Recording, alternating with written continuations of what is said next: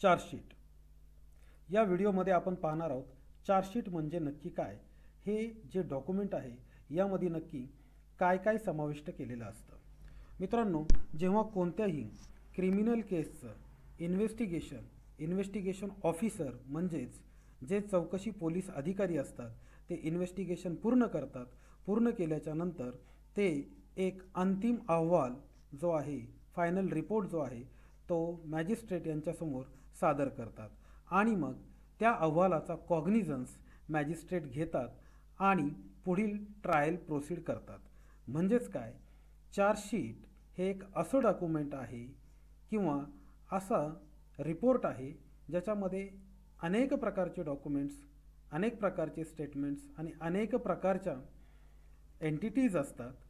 आणि हा set of report जो आहे तो जेव्हा मॅजिस्ट्रेट यांच्याकडे सादर केला जातो तेव्हा मॅजिस्ट्रेट त्या पर्टिक्युलर गुन्ह्याचा कॉग्निझन्स घेतात आणि पुढील ट्रायल प्रोसीड करतात. इथेच तुम्हाला कॉग्निझेबल आणि नॉन कॉग्निझेबलमधला फरक लक्षात येईल. जेव्हा एखाद्या प्रकरणाची FIR दाखल होते त्यानंतर त्यावरती इन्व्हेस्टिगेशन होतं. FIR आणि इन्व्हेस्टिगेशन या दरम्यान अरेस्ट असेल, प्रॉपर्टी सीझर असेल, पंचनामा असेल घटनास्थळाचा किंवा रिकव्हरी असेल मुद्देमालाची, त्यानंतर पोलीस कस्टडी, ज्युडिशियल कस्टडी म्हणजेच मॅजिस्ट्रेट कस्टडी, हे सगळे सोपस्कार पार पडले जातात. यामध्ये विटनेसचे स्टेटमेंट घेतले जातात. त्याच्यानंतर जर कबुली जबाब असतील आरोपींचे तर आरोपींचे कबुली जबाब घेतले जाऊ शकतात. फॉरेन्सिक रिपोर्ट्स जर असतील फॉरेन्सिक लॅबचे तर ते अहवाल असतात. पुन्हा मेडिकल रिपोर्ट्स असतात. या सर्व गोष्टींचा अंतर्भाव असणारा एक फायनल अंतिम अहवाल पोलीस मॅजिस्ट्रेट यांच्याकडे CRPC सेक्शन 173 आणि लेटेस्ट भारतीय नागरी सुरक्षा संहिता सेक्शन 193 प्रमाणे दाखल करतात.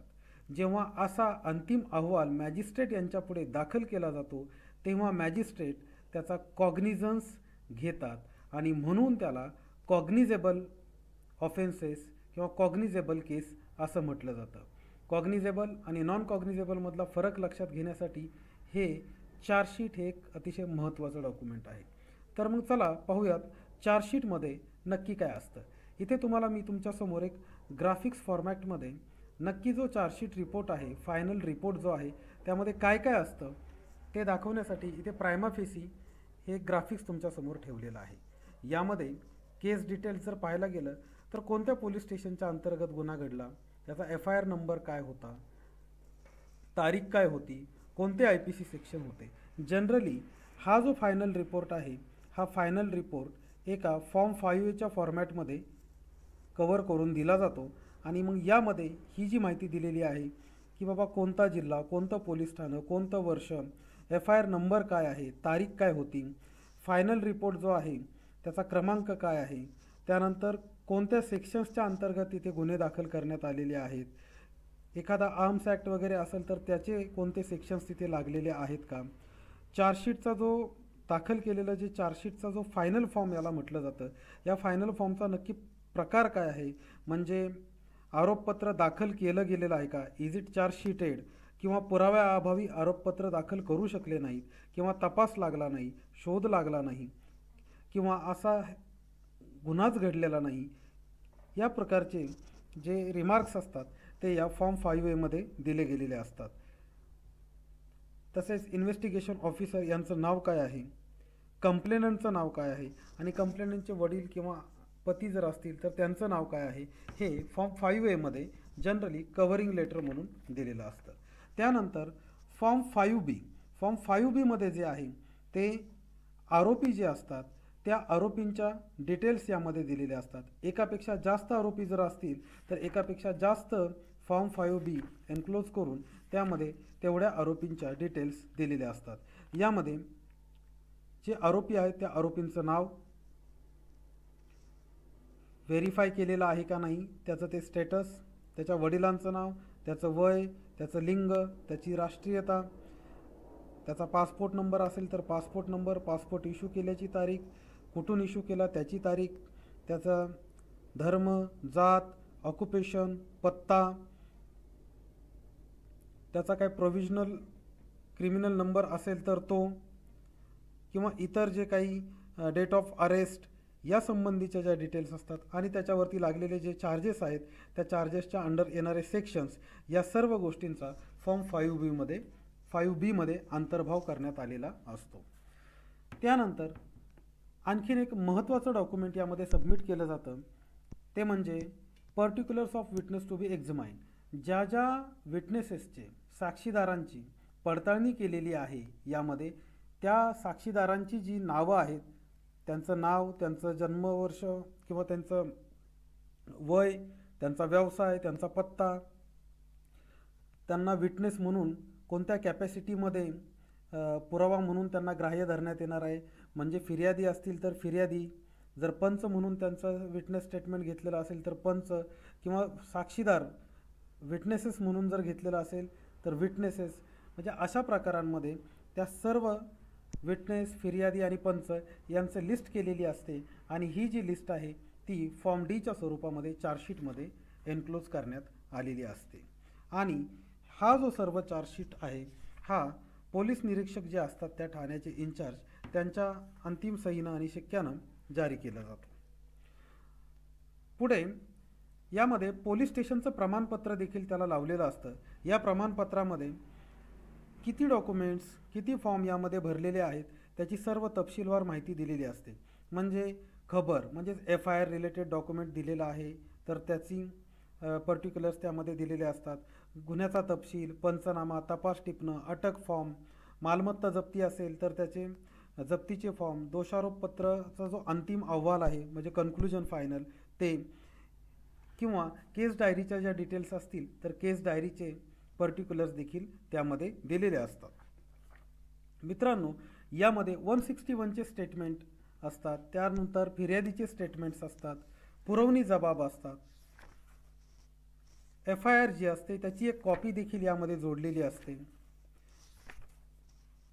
वैद्यकीय अधिकाऱ्यांचा जर यामध्ये एखाद्या गुन्ह्यामध्ये जर मेडिको लिगल एक्झामिनेशन जर झालेलं असेल तर त्या वैद्यकीय अधिकाऱ्यांचं त्यांना केलेला कंप्लायन्स पोलीस स्टेशनमधून केलेला जो असतो तो रिक्वेस्ट लेटर असेल ते देखील जोडलेलं असतं. मेडिकल सर्टिफिकेट जोडलेलं असतं. मेडिकल सर्टिफिकेटवरती मेडिको लिगल MLC नंबर ज्याला म्हटलं जातो, मेडिको लिगल केस नंबर जो असतो तो देखील असणं अनिवार्य असतं आणि तो असतोच त्यावरती. तसेच इंजुरी सर्टिफिकेट, जर काय इंजुरी झाली असेल इन्फ्लिक्ट त्या विक्टीमवरती तर त्या इंजुरीचं स्वरूप काय होतं याचं देखील सर्टिफिकेट या ठिकाणी जोडण्यात आलेलं असतं. पुढे गुन्ह्याच्या तपशिलाचा नमुना म्हणजेच क्राईम डिटेल्स फॉर्म 2A देखील जोडलेला असतो. यामध्ये नक्की गुन्हा कोणत्या राज्यामध्ये, कोणत्या पोलीस स्टेशनच्या ज्युरिस्डिक्शनमध्ये कधी घडला, FIR नंबर काय आहे, त्याची तारीख काय आहे, कोणती कलमं त्यामध्ये लागली गेलेली आहेत, त्यानंतर कंप्लेनंट जे आहेत कंप्लेनंटचं नाव काय, कंप्लेनंटच्या वडिलांचं किंवा पतीचं नाव काय, किंवा कंप्लेनंट स्वतः असतील तर मेल असतील तर त्यांच्या वडिलांचं नाव काय, त्यांचा पत्ता, मोबाईल नंबर इत्यादी माहिती त्यामध्ये दिलेली असते. यामध्ये मेजर इंजुरी कुठे झालेली आहे, मायनर इंजुरी म्हणजे मेजर शीर्षक जे आहे की बाबा नक्की त्या गुन्ह्याचं स्वरूप काय होतं, मारामारी होती का इतर काय स्वरूपामध्ये त्याचं होतं, ते मेजर हेड्स आणि मायनर हेड्सच्या अंतर्गत ती माहिती देखील दिलेली असते.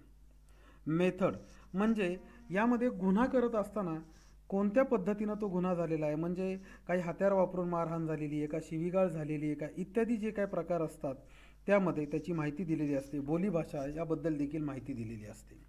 कंप्लेनंटचं वर्णन देखील यामध्ये दिलेलं असतं. यामध्ये कंप्लेनंट जे आहेत त्यांची ओळख, त्यांचं वय, त्यांचं लिंग, त्यांचं राष्ट्रीयत्व, त्यांचा धर्म, त्यांचा व्यवसाय, त्यांचा पत्ता,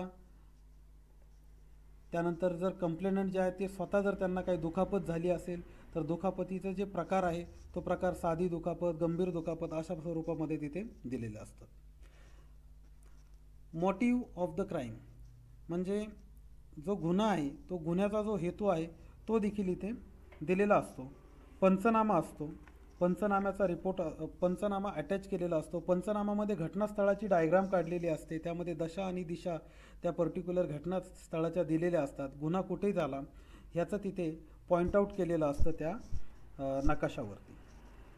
त्याच पद्धतीने जनरल डायरीच्या डिटेल्स, जनरल डायरी डिटेल म्हणजे एखादं कलम बदलण्यात आलं, लावण्यात आलं, काढण्यात आलं, वाढवण्यात आलं या संबंधीचे ज्या काही डिटेल्स असतील त्या डिटेल्स देखील या चार्जशीटमध्ये जोडलेल्या असतात.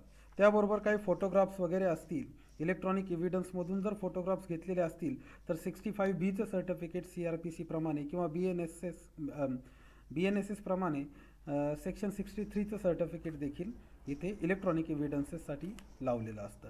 तपास टिपणं जर असतील तर तपास टिपणांचा देखील त्यामध्ये अंतर्भाव चार्जशीटमध्ये करण्यात आलेला असतो. तपास टिपणांच्या व्यतिरिक्त यामध्ये जे आरोपी आहेत त्यांचे आणखी काही जर डॉक्युमेंट्स असतील तर त्या डॉक्युमेंट्सचा देखील म्हणजे पर्सनल आयडेंटिटीचे जे डॉक्युमेंट्स असतील त्याचा देखील अंतर्भाव करण्यात आलेला असू शकतो. म्हणजे बिफोर चार्जशीट फायलिंगच्या अगोदर आरोपींना 41A कंप्लायन्स जर केलेला असेल, म्हणजे चौकशीसाठी जेव्हा कॉग्निजेबल ऑफेन्समध्ये अरेस्टची गरज नसते परंतु चौकशीसाठी बोलवलं जातं, त्यासाठी पोलीस अधिकारी 41A नोटीस इश्यू करू शकतात आणि BNSS सेक्शन 35(3) नुसार देखील नोटीस सध्या इश्यू करू शकतात. तर त्या नोटीस जर इश्यू केल्या असतील तर त्या नोटीसच्या कॉपीज दिलेल्या असतात. त्यानंतर अरेस्ट जर केलेलं असेल तर अरेस्ट करण्याच्या अगोदर BNSS सेक्शन 47 जो आहे की ज्यानुसार अरेस्टची कारणं वगैरे जी आहेत ती आणि त्याचबद्दल त्यांचे जे स्वतःचे राईट्स आहेत आरोपींना अरेस्ट केलेल्या त्या राईट्सची माहिती त्यांना वगैरे दिलेली आहे. अशा आशयाचं 47चा जो कंप्लायन्स आहे तो कंप्लायन्स दाखवणारा एक फॉर्म देखील तिथे जोडलेला असतो. अरेस्ट मेमो देखील यामध्ये चार्जशीटमध्ये जोडलेला असतो. जर कस्टडी घेतली असेल तर कस्टडियल रिपोर्ट्स त्यामध्ये जोडलेले असतात.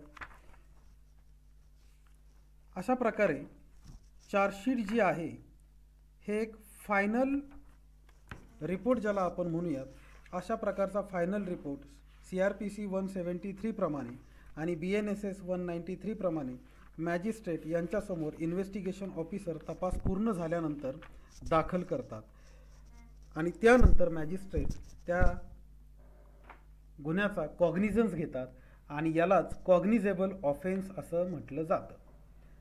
चार्जशीट म्हणजे काय, कॉग्निजेबल ऑफेन्स म्हणजे काय, या दोन्ही गोष्टी सांगण्याचा प्रयत्न मी या चार्जशीटच्या उदाहरणाच्या माध्यमातून या व्हिडिओमध्ये केलेला आहे. व्हिडिओ तुम्हाला आवडल्यास नक्कीच लाईक करा, कमेंट करा आणि या चॅनलची लिंक जी आहे ती इतरांपर्यंत फॉरवर्ड करा आणि चॅनलला सबस्क्राईब करा.